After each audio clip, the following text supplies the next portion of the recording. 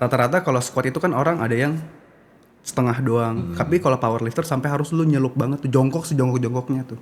Ibarat kata kalau ada yang namanya hip crease, jadi kalau kita paha tuh dia punya dengkul, lutut sama bagian lipatan paha di dekat perut harus lebih di bawah. Apalagi kita ngomongin deadlift, itu dead kan udah kematian. Ya, Nah deadlift, itu tuh kebanyakan orang yang penting asal betot.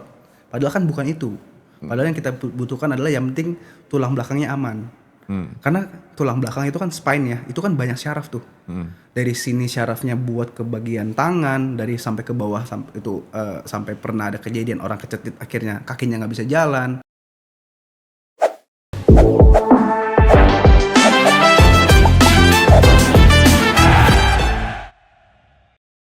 Halo teman-teman, baik lagi di Better Everyday Podcast bersama saya Jaka. Hari ini kita kedatangan seorang dokter yang dia suka banget olahraga angkatnya yang berat-berat atau biasa disebut powerlifting. Halo Brian. Halo Jack. Ya.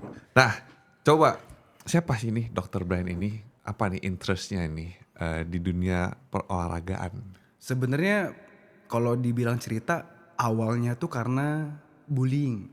Kan umum banget itu, Oke. terlalu klise. Jadi karena gemuk dapat bullying, akhirnya disuruh sama keluarga tuh, coba deh nge-gym deh gitu kan. Awalnya targetnya yang penting kurus. Oke. Yang penting kurus aja gitu kan. Nggak perlu gimana lah. Nge-gym cuman tahu angkat, nggak tahu program, ya udah asal aja ada barang, ada apa ya diangkat aja gitu loh. Ada mesin ngangkat aja. Mulai kesini ada tuh gym program kan kayak splitsnya, misalkan gym leg day, chest day kayak gitu. Nah akhirnya mulai terus-terusan baru tuh dapat estetik cutting di sampai 72 tuh. Oke. Nah itu belum tahu tuh powerlifting tuh. Nah sejak 2020 lihat orang kok badannya berotot tapi kuat, kok gua enggak nih. Apa nih yang beda nih? Nah dari situ interest, tahun 2022 dapat komunitas. Oke. Nah dari dapat komunitas itulah kita belajar powerlifting tuh programnya beda loh ternyata sama si bodybuilding nih. Mereka nggak cuman cari estetik tapi mereka cari kuat. Tapi ada yang dimana power building, Oke. badannya bagus, angkatnya kuat. Oke. Walaupun tidak fokus pada kekuatan, tapi bisa dibilang dia kuat juga. Dari situlah komunitas terbentuk, kita sampai bahas jurnal juga dari dari jurnal sport medicine bilang begini, bilang kita bahas tuh akhirnya punya komunitas besar tuh. Oh, lu bagusnya begini, lu harus stretching begini. Baik lagi. Kalau kita mau angkat berat, otomatis mobilitas juga harus tinggi. Sampai stretching pun kita cari di jurnal yang bagus yang mana. Oke. Nah dari situlah berujung sampai 2025 kompetisi tuh. Dari 2023 2 kali segala macam kalah mulu lah hitungannya. Karena kan dari mulai nggak bisa apa-apa kan. 2025 menang, akhirnya juara 1 sampai ke podium best lifter angkatan total di 582 tuh kilogram. Nah itu tuh akhirnya dari situlah oh ternyata selama ini programnya tuh berhasil nih kayak gitu. Nah akhirnya kenapa dibilang dokter terkuat tuh banyak tuh, dokter Akbar Gaus pun juga ngomong nih dokter terkuat nih gara-gara itu gitu sih. Itu Karena aja sih. totalnya Karena 500 angkatan totalnya ya. gede gitulah. Walaupun tidak dibilang kalau sama powerlifter yang lain mah kalah sebenarnya. Cuman ya profesi dokter terus ngangkat berat ya yang juara cuman gua Ya, gitu. baru kelihatan lah. Iya, Kata gitu. Dokter Brian Remia nih angkat berat. bener. Total 582. Itu total dari mana? Dari squat, bench, deadlift tuh. Oke, jadi dibagi 3 berarti Dibagi ya. 3. Misalnya squatnya 200 misalnya. Ya, Ada yang 200, ada yang iya. sekian gitu berarti. Jadi hitungannya diambil kalau tahu powerlifting gimana tuh, jadi dia ada 3 tem per squat, deadlift sama bench press. Jadi kalau squat itu diambilnya paling benar dan paling besar. Oke. Sama bench juga, deadlift juga. Jadi ada percobaan 3 kali, kalau gagal ya gagal, kalau misalnya mau coba lagi sampai 3 kali. Oke, berarti form juga sangat penting ya. Form sangat penting. Mungkin menang hoki juga sama judge-nya mungkin kasihan lah ya udah menang deh gitu kali Kita ya. coba dari 2023 ya. Iya. Oke, berarti awal karena gemuk, diet ya biasa orang gitu ya. Iya. Diet hit the gym biasanya buat kurusin dulu segala macam. Benar. Cuma badan berotot. Kadang gitu ya, badan berotot kayak berotot doang nih lemah gitu. Iya, itu kenanya di situ. Terus dulu gue juga gitu. ke satu acara gitu. Ini aja nih si Jaka nih kan berotot tuh angkat, padahal kan belum tentu. Belum tentu, Kalau kita cek iya. estetik kan kadang Bener. Belum tentu kita tuh kuat kalau kita berotot. Karena lemaknya dikit aja, makanya berarti kelihatan. kalau itu cari yang badan gede, suruh angkat ya. Iya, itu yang bener. Oke, berarti dari 2020 terus 2022 baru mulai angkat powerlift. Baru mulai powerlift. 2022. 2022 dapat komunitas, berarti belajar jurnal segala macam Iya. dari stretching. Berarti stretching sepenting itu ya kalau Stretching seperti itu buat mobilitas, buat fleksibilitas tuh. nggak cuma daily ya, berarti Nggak di cuma dalam- daily. daily kan penting banget nih pasti Iya, kan. pasti. Di powerlifting juga Juga banget sih sebenarnya, kayak misalkan apalagi kalau kita ngomongin squat ya. Rata-rata kalau squat itu kan orang ada yang setengah doang. Tapi kalau powerlifter sampai harus lu nyelup banget tuh, jongkok sejongkok-jongkoknya tuh. Ibarat kata kalau ada yang namanya hip crease, jadi kalau kita paha tuh dia punya dengkul, lutut sama bagian lipatan paha di dekat perut harus lebih di bawah. oke. Kadang-kadang orang kan segini doang berdiri lagi tuh, dia rata kan. Tapi ini benar-benar sampai bawah. Nah itu kadang-kadang orang nggak bisa, nggak nyampe, karena nyangkut rasanya. Nah itu kenapa penting banget stretchingnya. Kayak buang air di toilet jongkok ya. Ya, tepat banget, tepat gitu banget. ya. Bener. Berarti kita Bener. Terus sepatu juga beda ya kalau powerlifting ya. Kalau memang ankle-nya dia kaku, itu harus pakai. Kalau gua nggak pakai, gua pakai sepatu Yang flat flat aja aja, pokoknya, flat ya. flat aja, gitu. Kayak yang Converse misalnya kayak gitu ya. Ya, Converse fans ya. Terus terus nah ini kan dari background itu kan dokter. Ya, Kenapa dari dokter tuh pilihnya dari semua olahraga pilih powerlifting?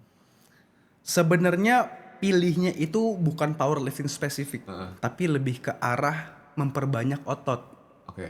Karena saat di hari tua, yang mempertahankan kita, yang menyangga kita cuma tulang sama otot, lemak cuma numpang. Oke. Bener dong, logis dong. Nah dari situlah mulai nge-gym, mulai angkat. Nah tapi riset terbaru, kalau nggak salah 2023-2024, kekuatan kaki itu bikin kita umur lebih panjang. Semakin kita bisa kuat angkat, semakin umur lu lebih panjang. Kenapa? Karena logikanya kalau kita saat kita udah tua nanti, kita kan pasti jalan-jalan kemana mobilitas pakai kaki. Betul.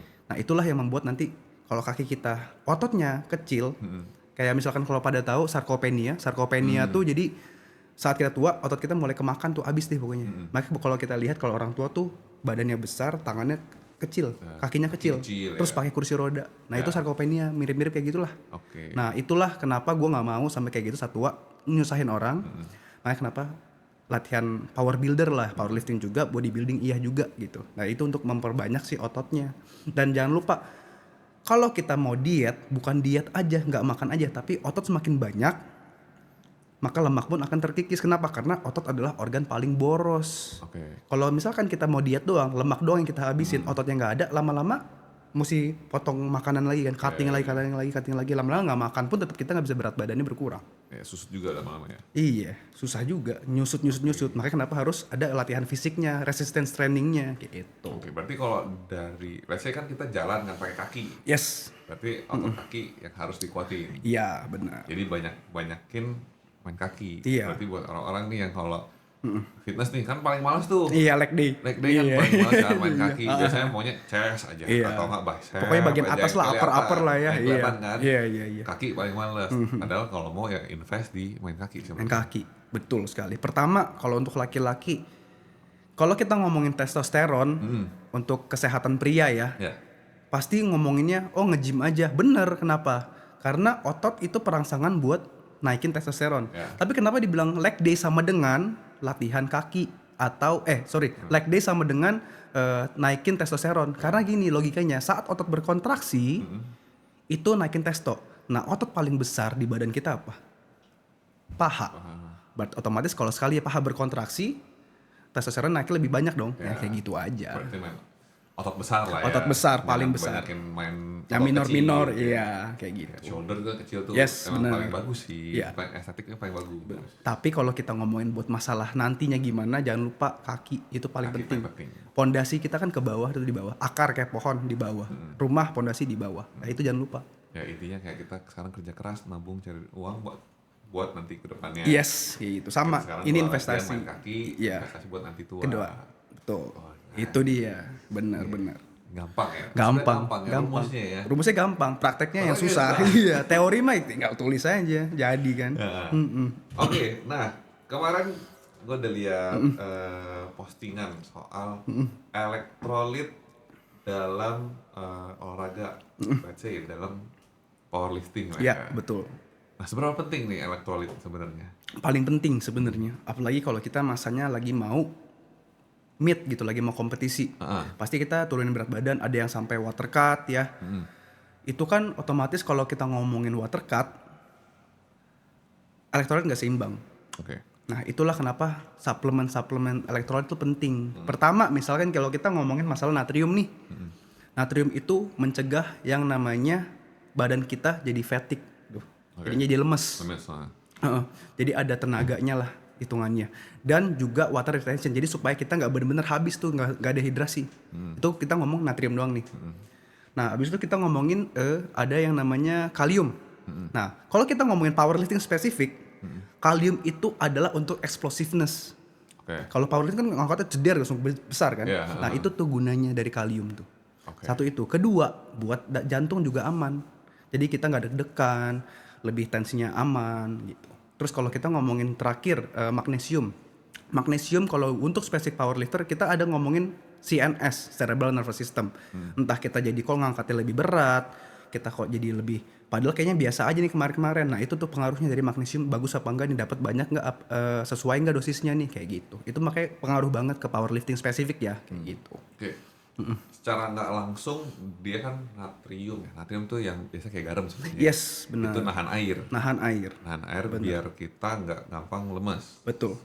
Nah, terus ada yang tadi terakhir tuh kayak magnesium ya. Iya, magnesium. Magnesium itu yang secara langsung bikin kita kayak kok masih kuat gitu. Iya, benar. Masih hitungannya masih ada energy preserve lah. Kayak gitu. Jadi nggak benar-benar lemes abis. Cadangan, gitu. cadangan ya. Masih ada cadangan, benar. Itu singkatnya secara bahasa gampangnya kayak gitu. Ya. Berarti bisa nggak bikin gampang capek, benar. Bisa nambah power juga, benar. Walaupun bukan nambah ya sebenarnya ya. Tapi memang tabung ada, lah. Iya, tabungannya, benar sekali. Oh, jadi sepenting itu. Berarti nggak cuma di powerlifting. Kalau yang saya tahu kan biasanya mereka minum yang elektrolit itu biar kita nggak kram juga. Oh iya, itu salah satunya di kalau kita ngomongin bodybuilding itu rasanya yang paling sering kram pasti. Kalau powerlifting emang jarang karena kan gerakannya sedikit ya. Tapi kalau kita ngomongin bodybuilding itu sama maraton yang pengulangannya banyak. Repetisi banyak ya? Ya, repetisi banyak. Kan kalau maraton kaki tuh terus-terusan kan. Nah, itu tuh cramping pasti terjadi. Nah, itu kenapa kalau kita tidak seimbang dalam elektrolit terutama natrium sama kalium itu yang akan terjadi. Pasti, cramping pasti. Kalau misalnya malam-malam nih lagi tidur tiba-tiba kram gitu. Itu berarti ketidakseimbangannya elektrolit dalam tubuh. Oh, nggak seimbang. Nggak seimbang berarti emang kurang elektrolit dalam tubuh kita. Makanya kenapa harus ada elektrolit tersebut gitu. Bisa jadi dia kurang minum sebelumnya ya. Bener. Kok tapi gini ya, kita nggak bisa ngomong kurang minum. Air putih itu bukan elektrolit loh. Bukan ya? Bukan dong. Air putih, air mineral baru ada elektrolitnya. Tapi sebanyak apakah itu air mineral ada elektrolitnya? Makanya kenapa ada suplemen keluar tuh elektrolit kan? Ya. Karena kalau air itu nggak mungkin sebanyak itu. Tubuh kita butuh lebih. Gitu. Gitu. Makanya kalau kita ngomongin air putih, kok nggak hilang ya kramnya? Karena itu nggak mungkin menutupi yang dibutuhkan. Itulah yang terjadi. Atau bahkan kalau kita capek kan biasanya minum air putih ya. Yes. Nah, kalau kebanyakan tuh misalnya kita main yang lebih kayak kardio deh, masih lari.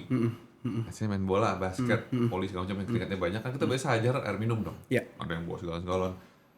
Tapi kalau kita minum banyak, lambungnya sakit. Perutnya bagian perut sakit lah. Itu lambung berarti ya? Itu kenapa? Karena apa? Itu karena ekses kebanyakan. Tapi yang kita butuhkan sebenarnya bukan banyak airnya kan. Kita butuhkan natriumnya. Karena saat kita keringetan yang keluar tuh natrium. Kita butuh natrium kembali. Sedangkan air putih emang ada natriumnya. Rata-rata emang ada. Tapi sebanyak apakah itu kita nggak tahu. Tergantung dari brand masing-masing air putihnya kan. Air mineralnya kan. Itu kenapa natrium itu spesifik untuk mencegah deplete-nya atau keluarnya natrium yang banyak untuk menggantikan itu gitu. Berarti kalau orang olahraga yang keringatnya banyak, bawalah elektrolit. Betul sekali. Air minum dikit aja. Elektrolit aja yang penting. Benar. Kalau kita ngomongin air putih minum, elektrolitnya nggak seimbang, sama aja. Tetap dehidrasi, tetap nggak bisa menggantikan si natrium tersebut. Kalau kita ngomongin tadi orang olahraga ya. Tapi kalau kita gabungin keduanya, baru pas. Itu yang penting. Dan juga harus tahu ya, jangan sampai kita minum elektrolit yang gulanya tinggi. Gulanya sebenarnya. terlalu tinggi itu juga nggak bagus dong. Bisa crashing kan. Ya. Nah itu tuh ntar aja kok udah ada tenaga tapi kok malah jadi lemes ya. Jangan-jangan itu sugar crash lagi. Itu tuh yang harus dihindari juga. Iya, kadang orang nggak ngerti kan. Taunya, Iya ini elektrolit sih. nih. Contohnya, kok gue minum gue cuma jadi lemes. Itu. Gitu. Berarti Bener. buat olahraga segala macam lebih cocok elektrolit daripada air putih yang banyak sebenarnya. Benar. Nice. Benar. Ih, menarik banget nih soal Bener. elektrolit ya. Spesifik dia soalnya. Berarti kebanyakan powerlifter tuh pakai juga dong sebenarnya, atau konsumsi juga lagi ini. Sebenarnya powerlifter itu pasti membutuhkan, Makanya kenapa rata-rata kalau udah mau compete tuh bawa tuh pasti entah ada pre-workout campur elektrolit, campur apa dan lain-lainnya. Itu pasti dibawa deh untuk persiapan karena takut pas lagi angkat untuk coba kan kita lagi water cut ya rata-rata ya. Jadi kalau saat kita kompetisi pasti kita mau berat badan sekecil-kecilnya, otomatis kita depleting semua itu, kita mengeluarkan semuanya, glikogen juga hilang. Pasti kita ada semi dehidrasi dan lain-lain. Nah itu pasti kita untuk setelah timbang baru kita untuk mengembalikannya dengan masukin elektrolit gitu. Termasuk sama gue sendiri juga gitu. Pas lagi kompetisi kan water cut tuh, timbang selesai langsung elektrolit hajar. Kita nggak mau dong tengah-tengah angkat, ya kram nih, ya udah kagak jadi deh gitu. Kan aneh aja gitu kan, lucu aja jadinya gitu sih. Oke, di dalam elektrolit tuh berarti banyaknya sebenarnya si natrium ya. Natrium. Atau yang paling penting tuh, Yang paling penting sebenarnya tiga tadi. tiga tadi itu Tiga penting. tadi penting. Oke, jadi carilah yang tiga ini ada dalam satu ini ya sebenarnya. Iya, kayak misalkan kalau mau spesifik didosiskan gitu ya, dalam miligram, ini rata-rata perempuan sama laki-laki gitu. Yang kita butuhin tuh natrium tuh rata-rata itu di 3.500. Nah kalau kalium tuh rata-rata di 2.500. Kalau kita ngomongin magnesium tuh 500 itu rata-ratanya. Jadi kalau misalkan kita ternyata nggak seimbang dalam hal itu, pasti ntar akan terjadi cramping, lemes, tiba-tiba kok bibirnya kering terus, padahal kayak udah minum banyak. Itu tuh yang nggak seimbang. Itulah. Berarti intinya lebih kayak jadi nggak fokus nanti. Bener, brain fog tuh biasanya. Brain fog ngomongnya. Iya, itu salah satunya elektrolit nggak seimbang. Bener juga tuh. Ya kan? Padahal dalam olahraga fokus paling penting sebenarnya. Iya, brain fog yang akhirnya kayaknya jadi kayak matanya kosong jadinya. Itu tuh. Yang kadang-kadang kayaknya kenapa nih, jangannya kurang tidur padahal sebenarnya kurang elektrolit juga bisa doang ya. Iya. Tidur cukup sebenarnya. Iya, kayak gitu. I see. Nah, ini kan ada mitos nih. Protein bikin ginjal rusak. Iya, itu mitos ya. Mitos ya? Atau fakta? Mitos, sangat mitos. Kita jangan salahin proteinnya. Oke. Ginjal itu kan punya pembuluh darah. Ya. Yang bikin inflamasi itu gula sama makanan cepat saji. Dan lupa hipertensi. Orang yang punya penyakit ginjal, gagal ginjal, itu pasti ada punya usut. Oh, ada hipertensi sebelumnya. Kenapa? Karena kalau hipertensi berarti darahnya tinggi nih. Di ginjal dicuci dong. Otomatis selangnya makin besar tuh kasihnya. Lama-lama ginjalnya maksa kan. Nyucinya cepet nih. Rusak tuh mesinnya, panasan. Kalau ibarat kata mesin cuci tuh panasan, rusak. Gak berasa, tahu-tahu gagal ginjal. Itu dari situ. Tapi kalau kita ngomongin protein itu tidak bikin rusak pembuluh darah. Oke. Tapi dia bisa membuat pembuluh darah baru. Oke. Kalau misalkan makanya kalau nge-gym kok singkatnya kayak gitu ya. Kalau kita nge-gym kok ada pembuluh darah kelihatan, kok jadi venanya kelihatan dari situ tuh. Itu protein tuh.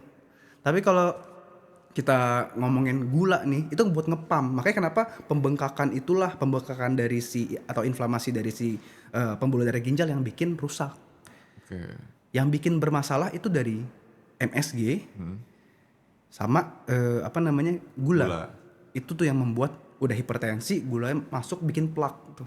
Dua-duanya ya, gula ada paling bahaya udah hipertensi tambah gula lagi. Jangan salahin proteinnya, salahin gula yang kalian makan. Oke. Berarti kalau bisa juga protein ya jangan yang tinggi gula juga. Iya. Kan kadang-kadang orang yang tinggi protein tapi gulanya dia nggak lihat. Ya, atau enggak misalnya masak lah. Masak dada misalnya, tapi pakai bumbunya yang macam-macam, ternyata pakai manis gitu. Iya kan, pakai pemanis, pakai MSG-nya gimana, ujung-ujungnya kena nyalahin proteinnya, padahal kan sebenarnya dari bumbu-bumbuan ya. Dari bumbuannya ya. Iya. Oke. Gitu sih.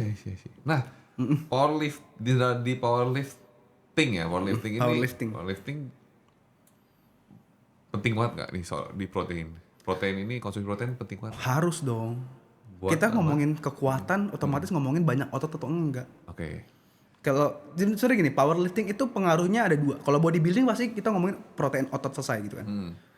Ya maksudnya nggak sesepele itu. Cuman setidaknya ya dia adanya ngomongin protein. Tapi kalau misalkan di powerlifting kita ngomongin protein karena emang benar untuk serat otot. Kedua sama kita ngomongin CNS, cerebral nervous system, karena kita mau kuat angkat. Nah itu dia tuh dua fokus yang berbeda dari bodybuilding. Kalau kata Aderai, bodybuilding adalah angkat beban yang sekecil-kecilnya dengan selambat-lambatnya. Jadi focusing tuh. Oke, satu Ya kan? titik ya. Iya, contraction. Tapi kalau powerlifting kan banyak otot sekali main. Nah itu capeknya ya lumayan lah. Iya. Makanya kenapa kalau kita ngomongin powerlifting juga ada ngomongin fatigue, CNS fatigue, dan stress control segala macem kayak gitu. Oke. Lebih penting karbo atau protein kalau di powerlifting? Keduanya sih susah juga kalau dibedain ya. Tapi kalau kita ngomongin bagus mana, kalau dalam batas hal wajar karbo penting juga. Tapi lebih diutamakan protein. Sama kayak bodybuilding sih sebenarnya. Sama ya, kurang lebih ya. Sama, kita butuh pertumbuhan otot ya pakai protein.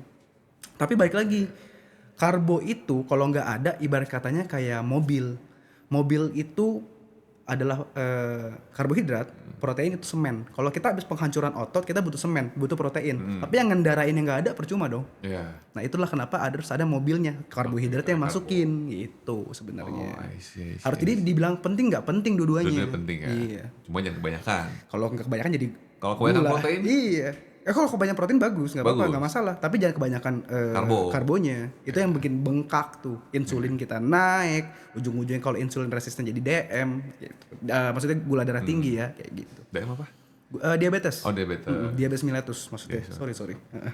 Iya, dengar diabetes mellitus dengar DM. DM. Singkatan aja. D sama M gitu maksudnya. Diabetes ya. I see.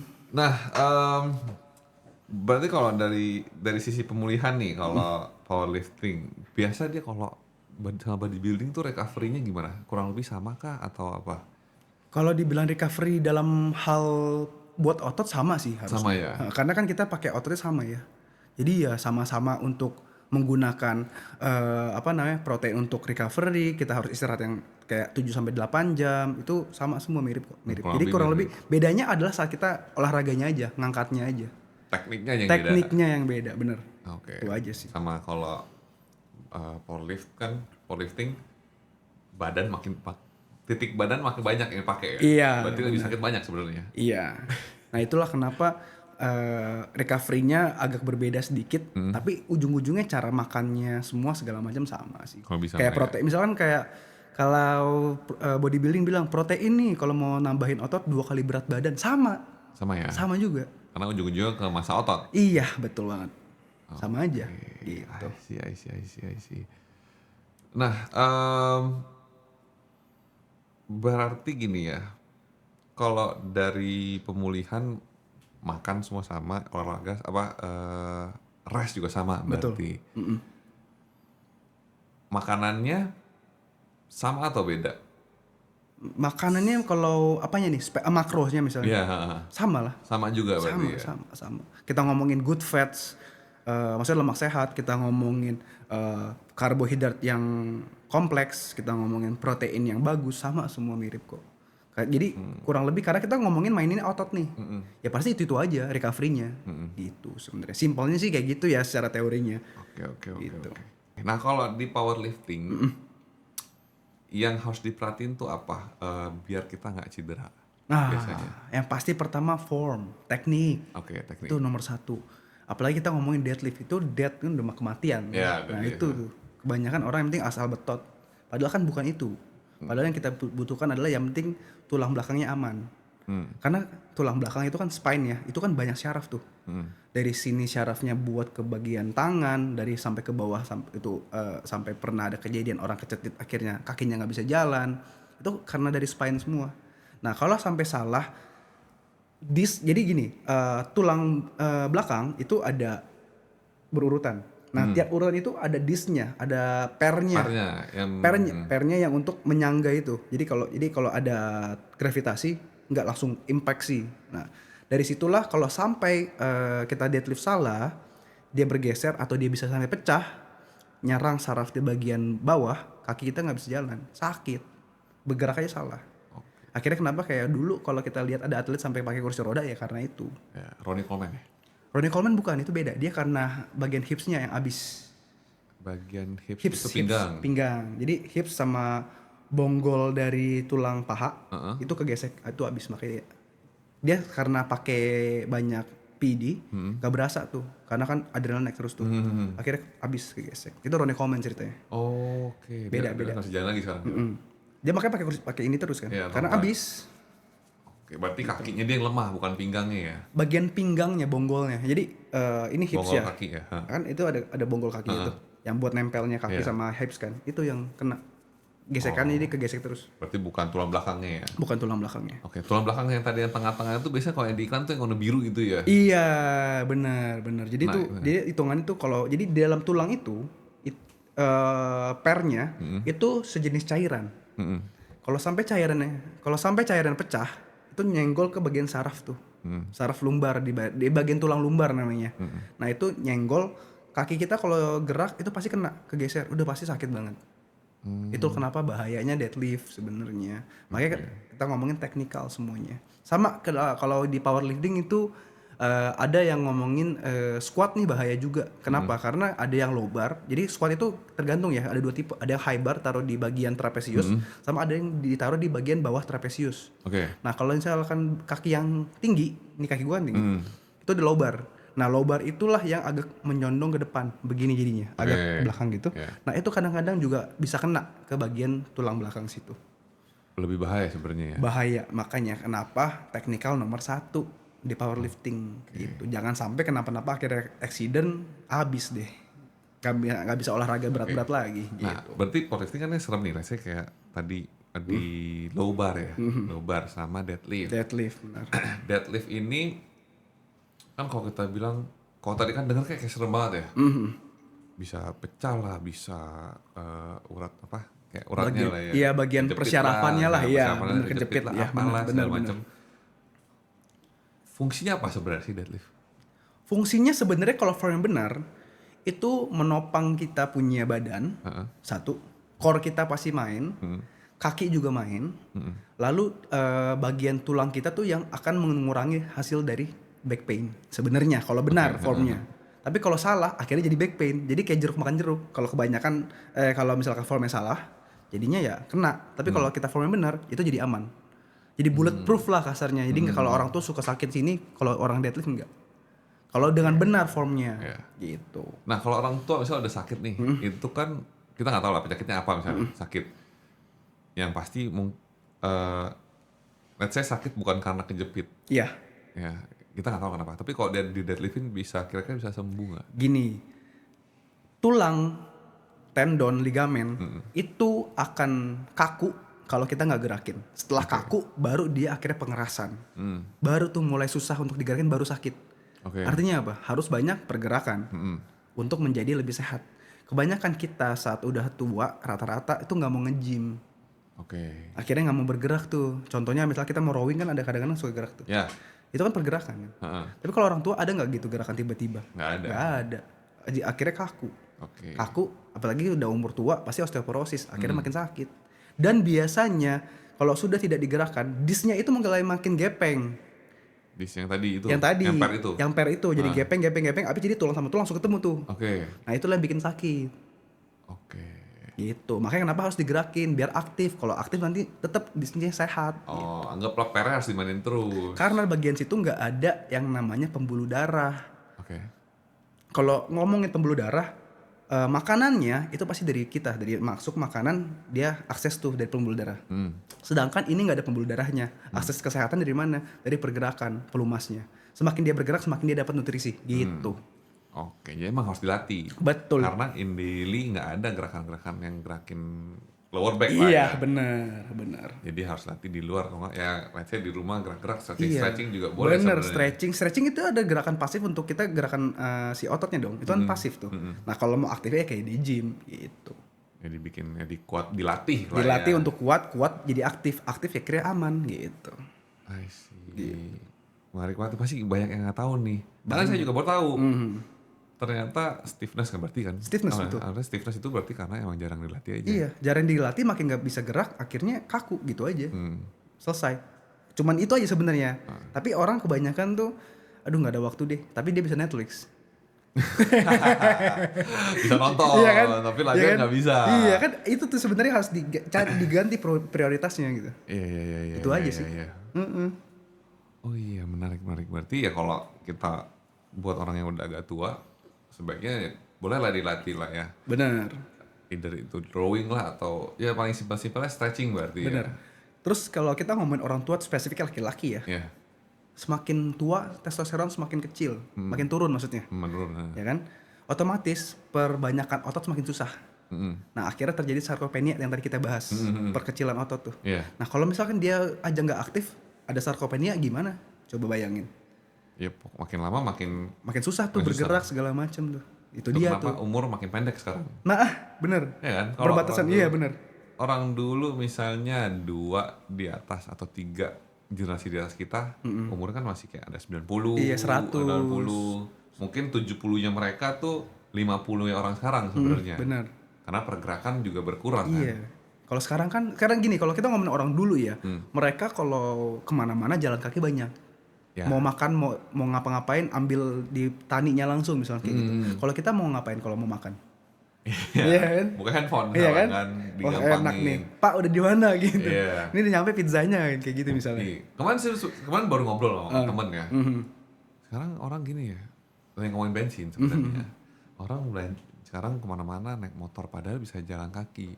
Ya kita matter of beli nasi goreng aja. Iya. Ya kan? Buka motor, jalan. Padahal naik motor, padahal bisa jalan kaki kan sebenarnya. Iya. Dan yang makan nasi goreng, oke lah, let's say nasi goreng bukan makanan bernutrisi sekali ya.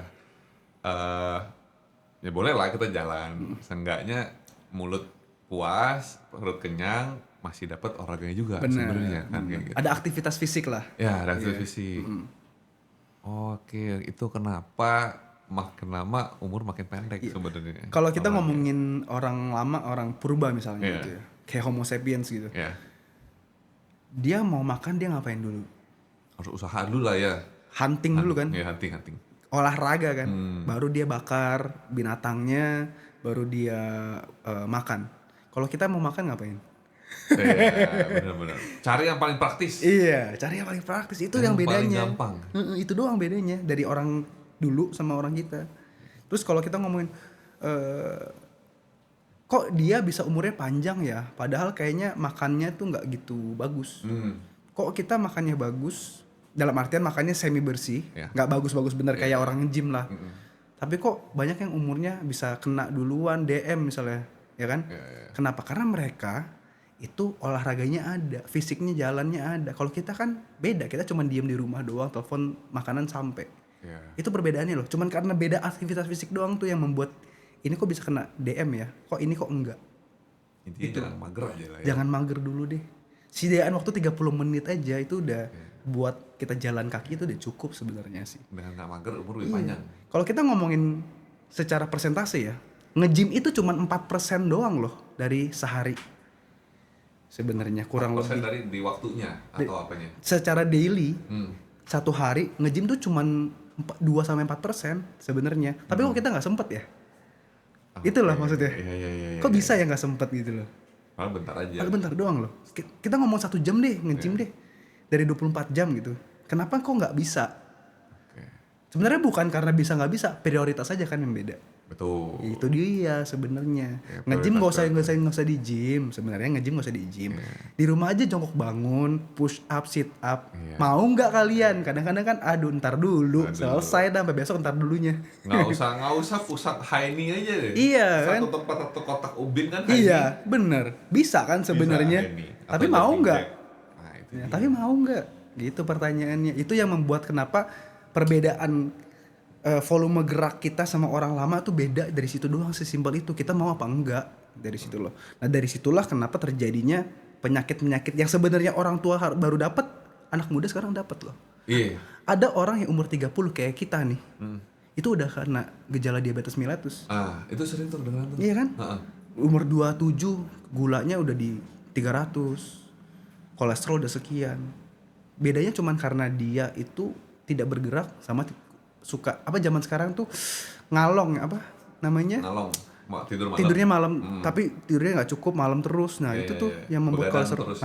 Kolesterol naik, DM naik, gulanya naik, maksudnya tensi naik, masih kecil udah minum obat darah tinggi, minum obat gula, kan gimana ya? Iya, Gitu loh. kayak kasihan gitu Kasian, jatuhnya. iya. Padahal cuma sesimpel kalau masih muda banyak gerak aja deh. Padahal harusnya umur 20 itu lagi prime-nya Prime-nya. untuk gerak, untuk Bener, olahraga, bener, waktu bener. masih, let's say waktu masih belum kemakan banget lah, Bener. belum berkeluarga, contohnya tenaga masih ada. Kayak kasihan kalau lihat yang 20-an tuh udah Minum apa kena-kena tuh? segala macam. Ini darah tinggi. Waduh. Agak Iya, gimana? ada ini lagi apa kayak Iya, yang- kontrol darah, ya, kontrol gula kontrol tuh. gula, Oh ya. iya, itu ada tuh. Itu ada juga kok. Itu di luar Amerika lumayan rame itu.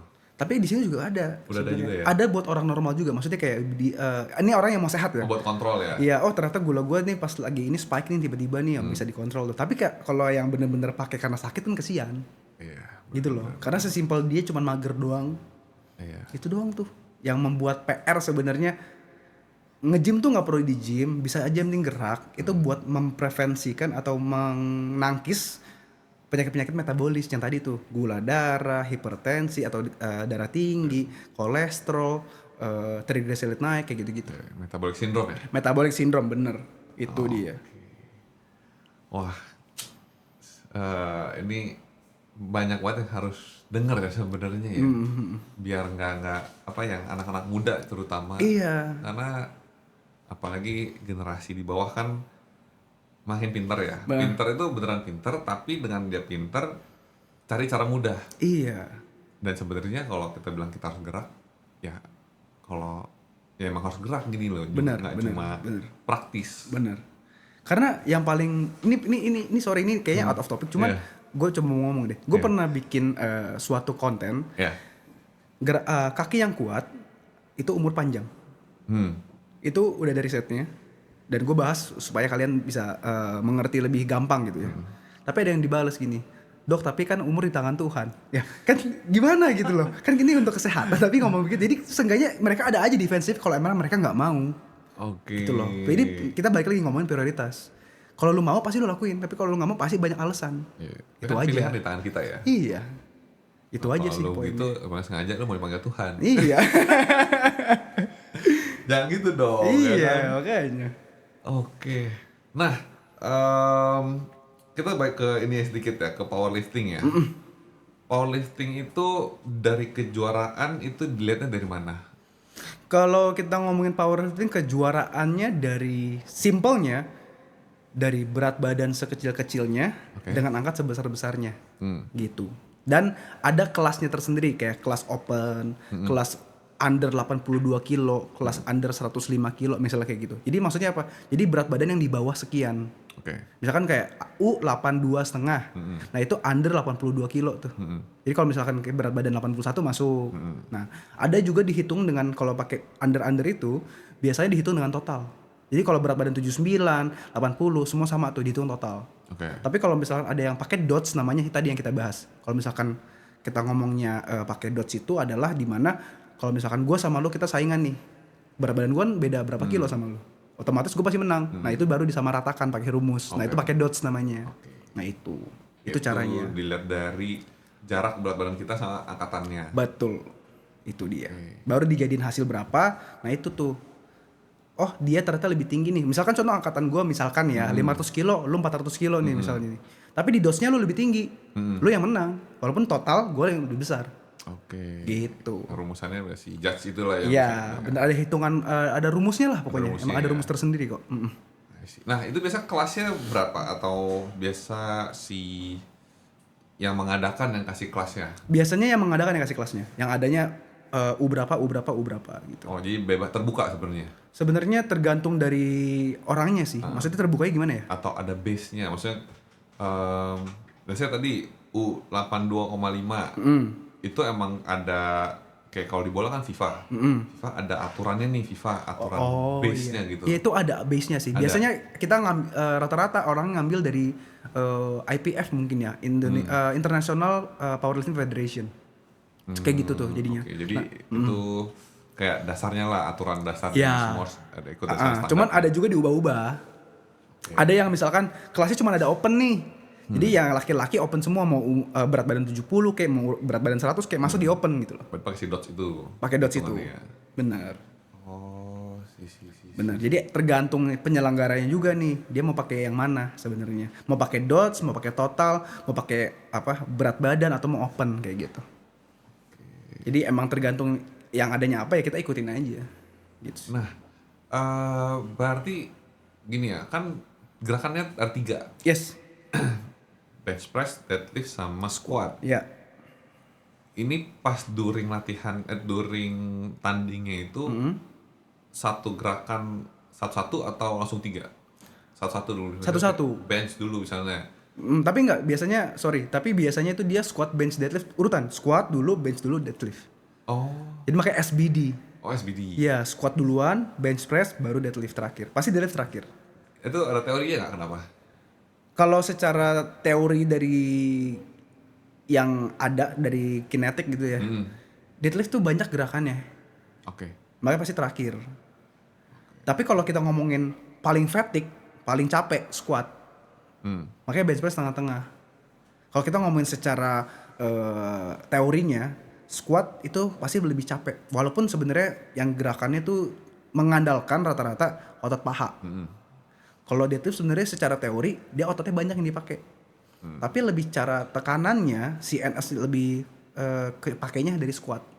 Karena kenapa? Squat kalau kita mulai begini langsung berat nih kelihatan. Kalau deadlift dari bawah ke atas. Squat udah kita pegang duluan nih. Udah kena mental duluan tuh. Semua juga ya. Secara mental pun kena squat. Kenapa? Karena pas kita udah mulai unrack, berat apa enggak nih? Itu udah kena tuh. Udah ngitung-ngitung tuh. Dapat enggak nih? Maka kenapa bisa kena mental breakdown atau enggak? Kalau deadlift kan dari dasar. Jadi kita cuma narik ke atas. Kita nggak tahu nyampe apa enggaknya. Yang penting dari bawah dulu. Kita udah nggak pegang beban duluan. Sama kayak bench press. Bench press kan dari begini. Itu kan udah lurus. Jadi lebih capek di squat pasti. Kenapa dia duluan? Dia duluan. Gitu. Nah, teorinya yang susah duluan lah ya. Secara teorinya begitu. Oh, I see. Nah, berarti saya squat duluan. Cari terkuat berarti di squat abisin dulu. Abisin dulu. Sampai 3 kali percobaan per orang. 3 kali percobaan? Per orang, iya. Berarti langsung misalnya, gue angkat 150 kilo nih. Langsung pasang 150? Iya. Cobaan pertama 150 langsung. Jadi itu ada attempt namanya. Attempt 1, attempt 2, attempt terakhir. Misalkan kalau gue nih 185, 195, 200 misalnya kayak gitu ya. Ya udah. Jadi per orang misalkan gue urutan ketiga, nanti ntar muter lagi tuh. Muter lagi sampai ke yang terakhir. Oke, gitu. 3 lap berarti. 3 lap, bener. Jadi yang satu siapa terserah. Tapi biasanya urutannya dari beban yang paling kecil. Secara dimasukin racknya maksudnya. Itu dari yang kecil baru mulai ke paling besar. Urutannya nggak susah juga ya. Iya, dari situ bener dong. Capek kalau nggak. Karena nggak cuma di situ aja. Karena setiap orang kan badannya beda-beda ya tingginya. Kayak misalkan gue nih tinggi 177. Setelah gue tingginya 167. Kan diatur lagi. Kalau misalnya kita urutannya beban juga beda-beda kan makin PR gitu. Dari situ sih. Oh, baru nanti di misalnya attempt 1 anggap 180. Iya. Attempt 2 mau tambah 20 kilo gitu. Terserah. Attempt 1 kita udah selesai. Attempt 2-nya mau langsung loncat 50 kilo kayak mau loncat 100 kilo kalau bisa. Enggak apa-apa. Enggak masalah Nggak berarti. masalah. Ya. Sama penting kuat. Iya, selama lu bisa dan kalau misalkan gagal nih, lu nggak bisa diturunin tapi. Misalkan contoh nih, gue 180, terus 230 misalnya langsung loncat jauh 50, tuh. Nggak keangkat nih. Cobaan ketiganya harus 230 atau lebih besar. Nggak boleh turun. Nah, kan ini 3 attempt. Berarti attempt kedua kalau nggak keangkat udah langsung loss gitu. Enggak, tetap coba lagi ketiga. Maksudnya attempt 3 harus yang tadi kan, harus sama atau enggak naik. Iya. Kalau misalkan ternyata attempt 2-nya gagal, misalkan contoh tadi ya 230 nih, terus gagal. Mau nggak mau harus coba lagi di attempt ketiga. Di attempt 3 ya. Atau mau coba lebih langsung nekat naikin lagi. Gitu, ibarat katanya caci-caci naga-naga deh, bisa-bisa enggak. Jadi kayak judi terakhirnya. Iya, gitu. Itu dari gambling banget itu. Iya, kayak gambling kan. Sama kayak gue juga gitu tapi biasanya kalau kita powerlifter rata-rata yang kalau kuat di deadlift udah all in di deadlift pasti. Di terakhir. Kalau karena gue pun di secara persentase dari 100%, 45%-nya itu gue deadlift. Oke, kejar di belakang lah. Kejar di belakang. Kejar angka di belakang. Jadi udah pasti runnering-nya tuh di deadlift pasti. Kayak squatnya kecil langsung deadlift jeder gitu. Berarti ada triknya juga tetap ya. Sebenarnya trik sama anomali badan sih. Ya. Jadi kita hitungannya idiopatik lah kalau kedokteran bilang. Jadi kita nggak tahu, pokoknya emang ya udah gitu. Ya bisa aja, enggak ya nggak tahu juga, anomali namanya gitu. Nggak nentu, kadang bisa kadang nggak juga ya. Jadi ada namanya ini kita ngomongin secara natural ya. Bukan bodybuilding, powerlifter natural ya. Ada namanya Esa. Nanti boleh dicari deh. Itu dia tinggi banget, lebih tinggi dibanding gue. Tinggi banget, badannya kering, bagus. Powerlifter tapi. Angkatannya lebih gila dibanding gue. Harusnya kalau badan kering, makannya kan dijaga ya. Otomatis kalori tidak besar. Harusnya kan lemes, tapi dia kuat loh. Itu loh, maksudnya anomali kayak gitu. Itu loh maksudnya yang pengen gue bahas itu. Jadi tuh dia kuat, badannya bagus, tinggi. Otomatis kalau tinggi gravitasi kan makin banyak dong. Betul. Tapi dia kuat, bener-bener kuat. Itu dia kenapa anomali itu loh yang harus kita bisa lihat. Dan kita nggak tahu itu di mana anomali kita. Kayak misalkan gue nih, gue tinggi, tapi kalau kita ngomongin teknikal harusnya deadlift itu yang sumo, yang kakinya lebar. Tapi gue nggak bisa. Padahal kalau tinggi lebih gampang sebenarnya. Iya, karena kita gravitasi lebih dikit dong. Tapi gue nggak bisa, gitu loh. Makanya kenapa pilih konvensional deadlift nih? Karena lebih aman, lebih nyaman. Jadi kayak nggak semua sesuai dengan apa buku bilang gitu loh. Misalkan kayak kalau lu tinggi berarti kakinya lebarin aja biar gravitasinya gampang. Tapi gue nggak bisa. Jadi kalau misalkan deadlift gua topnya itu 260 kilo saat konven, harusnya di sumo lebih tinggi karena lebih enteng. Tapi pas di sumo gue 160 aja nggak gerak gitu, kan aneh gitu, kayak gitu. Nah kayak gitu sebenarnya bisa dilatih nggak sih? Misalnya ya, let's say, Brand bilang kan di sumo nggak bisa. Padahal kalau tinggi itu gampang harusnya. Harusnya bukan lebih gampang, harusnya dimanfaatin teknik itu. Gitu. Dimanfaatin teknik itu ya. Berarti kan ada yang salah nih, either itu di apakah pahanya stiff kah atau apa gitu. Itu harusnya bisa dicari tahu dan dilatih sebenarnya. Sebenarnya bisa, tapi kalau memang mau belajar ulang lagi tergantung ego masing-masing. Contohnya misalkan sumo udah tinggi nih, tapi deadlift konvensional sudah tinggi, sudah di angka 200 sekian. Kayak misalkan gue udah 260 nih. Tapi kalau misalkan katanya estimasi bisa 300 nih, misalkan kita kayak sumo, misalkan kayak gitu, ini misalkan aja. Tapi mesti ulang dari nol lagi tuh. Progresnya berarti kan bertahun-tahun lagi. Mau nggak? Kayak ulang dari nol lagi. Nah kalau gue sih enggak. Iya, mendingan yang udah ada dimaksimalin aja. Iya, gitu. Karena guanya jujur kalau misalkan sampai ulang dari nol lagi, aduh PR banget lah. Udah di sini jalan mesti ulang lagi, gitu, rombak lagi. Enggak deh kayaknya, gitu sih. Gitu sih. Makanya banyak tipsnya, banyak triknya yang harus kita pelajarin. Kalau memang modelnya kayak gua gitu loh. Yang modelnya tuh kayak bukannya batu ya, tapi emang nggak bisa sih. Ya udah tahu limit lah ya. Iya sakit gitu loh. Emang pahanya sakit. Jadi ya mau nggak mau tetap si konvensional kayak gitu. Terus dulu sempat kalau misalkan memang mau bisa dirubah kayak misalnya squat nih, ada yang high bar, ada yang low bar. Nah kalau misalkan gua awalnya high bar, masih idealis lah. Lama-lama bisa dirubah tuh jadi low bar kayak gitu masih bisa. Cuman kalau ngomongin deadlift gua nggak bisa karena sakit banget. Itu udah pernah gua pelajarin, susah banget. Gitu. Nah kalau latihan powerlifting nih, berarti abisin dulu dong set di mau squat dulu, abisin squat dulu sama kayak di kompetisi. Kan kompetisi kan squat, bench press, deadlift. Berarti kalau pas lagi latihan squat dulu mulainya. Tapi kalau lagi latihan itu squat ya sama variasi kaki. Dan variasi gabung-gabungan lainnya. Maksudnya jadi nggak kayak squat bench deadlift terus, nggak. Oh nggak juga. Jadi kita ada kayak variasi bodybuildingnya juga. Oh ada juga sebenarnya. Ada. Kayak misalkan kalau bodybuilding ada fly, kita juga ada fly. Ada lateral raise ada. Kayak gitu-gitu. Masih ada. Otot kecil juga ada. Juga kepake. Karena itu minor-minor yang sebenarnya ngebantu. Kayak contoh kita mau bench press. Ya. Kan ini juga main. Ya, shoulder depan, ya. Iya kan. Shoulder pasti main. Jadi mau nggak mau kita juga harus ada latihan itu. Tricep juga sebenarnya. Tricep pasti dong. Ya tricep juga ya. Itu tricep kunci. Kunci ya, bantu banget ya. Kunci banget. Kalau kayak gitu seminggu latihan berapa kali yang powerliftingnya berapa kali yang si bodybuildingnya berapa kali gitu. Kalau rata-rata intinya pengulangannya dalam seminggu harus 2 kali aja. Squat harus 2 kali, bench press harus 2 kali, deadlift harus 2 kali. Minimal itu. Tapi kalau hasilnya rata-rata ada yang sampai 3 kali, 4 kali, 5 kali seminggu tuh. Jadi ulang terus gitu. Oke, at least yang main powerliftingnya itu 2 kali. Bener, minimal. Kalau mau tambah yang bodybuilding ya nggak apa-apa gitu. Ya kayak gitu. Itu yang kenapa ada latihan bodybuilding, ada latihan powerlifting, ada latihan power builder. Power builder itu gimana? Gabungan. Oke. Jadi kasarnya orang yang mau badannya bagus, tapi kekuatan juga ada. Oke. Tapi nggak bakal bisa sekuat powerlifting, nggak bakal bisa sebagus bodybuilding badannya. Jadi tengah-tengah tuh. Itu bisa ditargetin, tapi nggak bikin se-perfect itu. Nah kecuali anomali tadi ya. Nah itu baru tuh ada tuh kayak tadi si Esa tuh misalnya. Gitu. Berarti biasanya badannya ototnya gede-gede tapi kering gitu ya? Iya. Nah baik lagi kalau kita mau ngomongin otot gede seberapa besar itu balik lagi kan ada yang natural ada yang tidak. Nah itu tergantung masing-masing orang lah kayak gitu. Kalau di powerlifting itu kan ini kan resikonya tinggi ya untuk cedera berarti. Betul. Ya.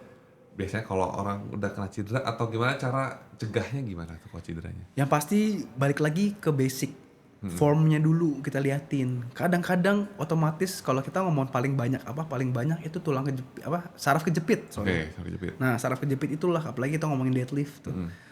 Squat sama deadlift paling rawan.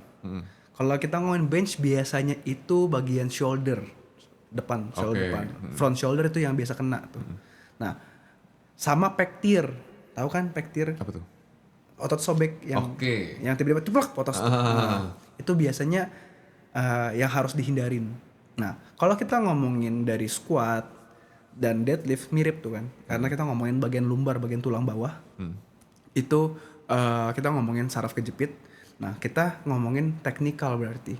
Nah, teknik apa nih yang membuat paling aman? Beda orang, beda anatomi, cari paling bagusnya buat masing-masing gitu loh. Misalkan contohnya, deadliftnya maunya kayak gue nih, konvensional nih. Gimana cara teknik paling benar untuk konvensional kalian gitu loh. Otomatis pertama yang harus dihindarin jangan sampai mengudang kasarnya gitu loh. Tahu kan yang mengudang jadi begini gitu. Nah itu jangan. Tetap jaga posisi tulang belakang tuh netral. Itu satu. Kalau misalkan kita ngomongin deadlift ya, harus posisi selalu tensionnya ada. Jadi jangan model tiba-tiba tek nyentak tuh. Nah jadi harus pelan-pelan udah mulai tensi langsung baru naik. Jangan tiba-tiba dari diam lemas tung. Karena ada kan orang langsung tiba-tiba ceplak gitu. Ada bunyinya tuh, udah jangan. Berarti dikencengin dari awal. pegang di bawah. Iya, udah tarik tapi bukan diangkat, tapi tarik kosong. Gitu. Jadi tegangannya masih ada. Nah kayak gitu. Itu untuk menghindari tiba-tiba saat kita ceklek, tahu-taunya tulang kaget begini. Nah itu kena tuh, amit-amit kena gitu ya. Sama di squat juga dari pernafasan, namanya bracing ada. Nah itu harus tetap bracingnya bagus, yang kencang mendorong perut ke depan, kayak gitu loh. Itu untuk mengunci supaya tetap core-nya tuh stabil. Nah kalau kita ngomongin bench press, selalu latihan mobilitas dari shoulder sih. Karena kita mau nggak mau pasti latihan shoulder dong. Tapi ada juga orang yang tiba-tiba sampai ke depan gitu. Nah itu kadang-kadang jadinya sakit nih. Ujung-ujungnya rata-rata karena kebiasaan orang jadi bongkok. Akhirnya karena ketarik. Nah harus ada stretching. Makanya apa gue bilang tadi, stretching itu penting untuk menarik lagi ke belakang. Dan ujung-ujungnya front shoulder lu tuh nggak PR. Ya. Gitu. Nggak kebanyakan makan power di sananya. Ya. Dan ujung-ujungnya supaya menghindari sakit itu. Karena gue pernah tuh rasain semuanya. Tuh sini sakit, tulang belakang kena, kaki dengkul tiba-tiba sakit. Oh ya, by the way, kalau misalkan kita ngomongin squat lagi, nih gue baru ingat. Jadi kadang-kadang ada orang tiba-tiba lagi squat, kok bisa sakit sebelah ya dengkulnya. Nah itu tuh. Tapi kok sebelah lagi enggak tuh. Itu bukan karena dengkulnya bermasalah. Hipsnya miring. Itu rata-rata tuh. Karena hipsnya miring. Kalau logikanya gini, hipsnya miring, otomatis tegangannya bakal lebih berat kan ke samping. Jadi kalau hipsnya miring ke sini, tegangannya pasti ke sana, nyamping jadinya. Karena lebih berat lagi. Nah itulah kenapa kadang-kadang suka sakit. Bagaimana caranya? Itu namanya ada prehab. Banyak kok di YouTube tentang menyeimbangkan hips supaya rata lagi. Itu ada kok. Oh ada ya? Ada kok di YouTube. Banyak itu ada. Berarti gini, kebanyakan kan kita kan berarti salah nangkep ya, bukan salah nangkep ya. Salah mengerti badan sendiri. Iya. Kita squat atau enggak, let's say jalan lari lah ya, tapi sakit sebelah doang. Iya. Pas dicek MRI atau apa ya, misalnya nggak ada apa-apa di dengkulnya. Berarti bisa jadi dia hipsnya miring sebenarnya. Hipsnya miring karena kita ngomong gravitasi gitu kan. Otomatis impaksi paling kena, otomatis yang paling kena duluan impaksinya. Jadi kayak misalkan yang paling kena tanah duluan yang mana, sama yang tiba-tiba kenanya lebih enteng. Karena kan kalau miring pasti berat tuh, teng. Nah itu dia tuh yang kena tuh, yang menahan beban lebih besar maksudnya. Nah itulah yang kenapa sebenarnya dengkul bisa sakit awalnya dari hips dulu gitu. Hips kena, dengkul kena, ankle bengkak. Nah itu tuh. Oh iya. Ada tuh kayak gitu. Iya. Karena kan tegangan semua itu. Beban semua. Gitu. Berarti gini ya, kalau biar kita nggak cedera, ini buat pemula ya khususnya. Biar nggak cedera, yang satu pasti pelajaran performnya dulu. Formnya dulu. Enteng-enteng dulu berarti ya. Benar. Pakai enteng, formnya udah oke, udah bener, tambahin pelan-pelan, sama belajar stretching yang baik sebenarnya. Benar. Form itu fondasi sih. Teknik form fondasi. Kalau fondasi udah bener itu udah gampang deh. Tapi kalau misalnya kita tiba-tiba langsung mau ngangkat betot-betot aja, otomatis udah pasti ada salah satu yang harga yang harus dibayar lah. Lo mau bagus, ya lo back to basic, lama tuh pasti. Karena lo belajarin akar-akarnya. Tapi kalau misalkan lo tiba-tiba mau asal betot, bisa pasti angkat kuat, tapi ujung-ujungnya ntar cedera kiri kanan deh. Gitu. Gimana cara mengatur pola makan dan istirahat di waktu latihan yang padat? Sebenarnya baik lagi, benerkah padat saat malam?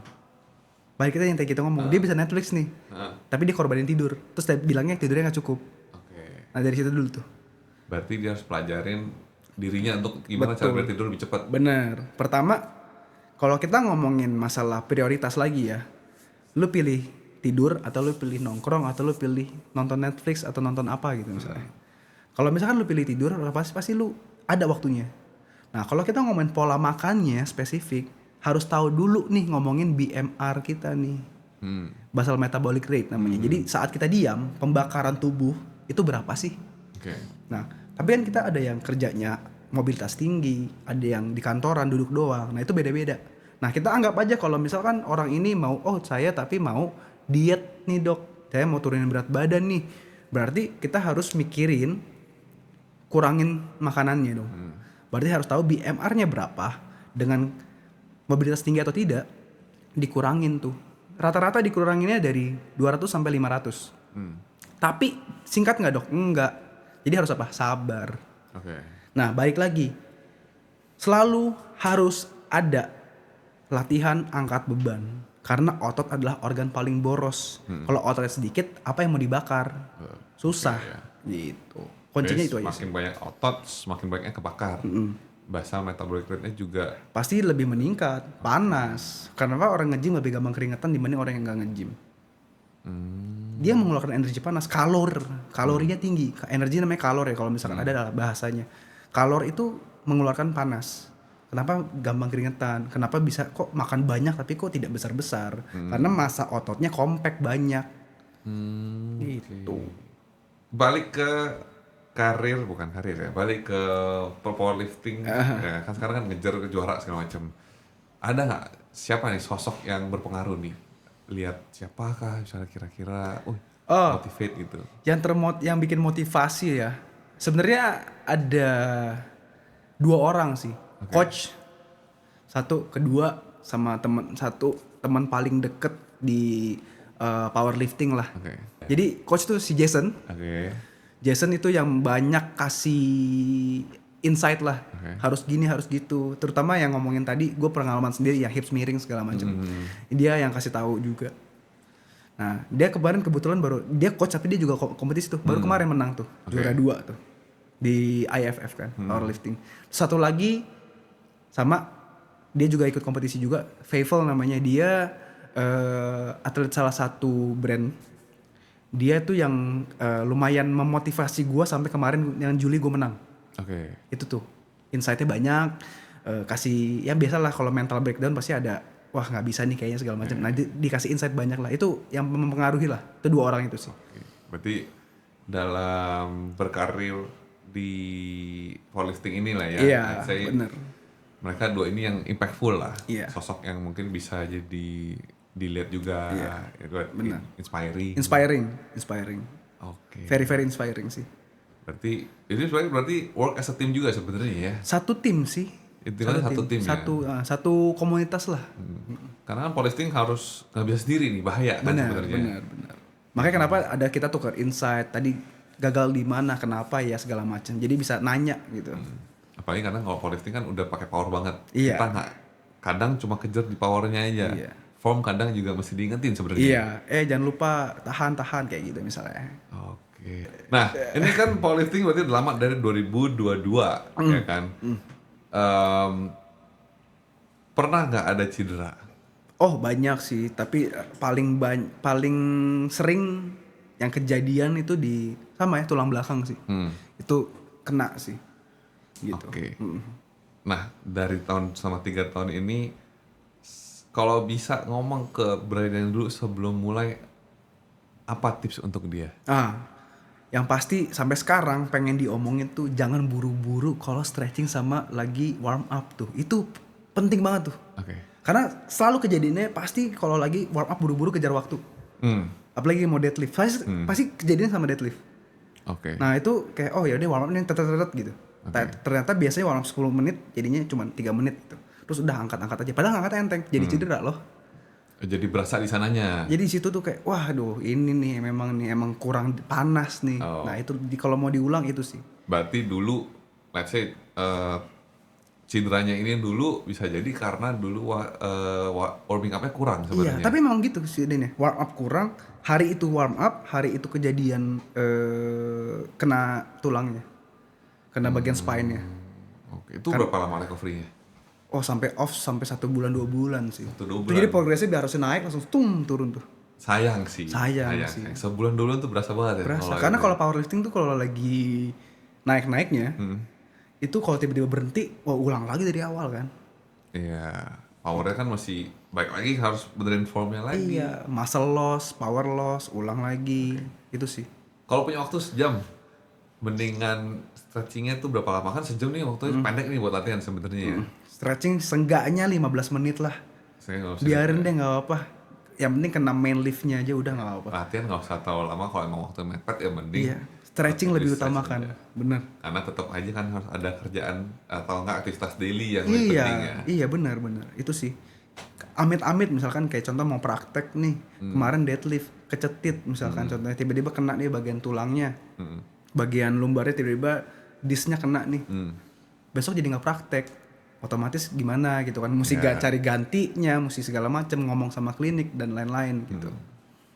Itu banyak PR-nya lah jadinya. Berarti buat Brian yang dulu atau buat para pemula nih yang baru mau mulai stretching. Kan, stretching lebih penting. Stretching penting banget.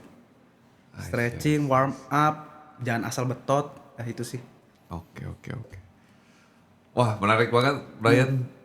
Untuk ngomongan powerlifting ini soal elektrolit segala macam, ternyata elektrolit penting itu di dunia olahraga ya, yang which is powerlifting juga penting, di bodybuilding juga penting. Betul. Semuanya sangat insightful.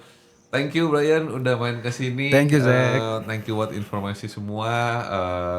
Semoga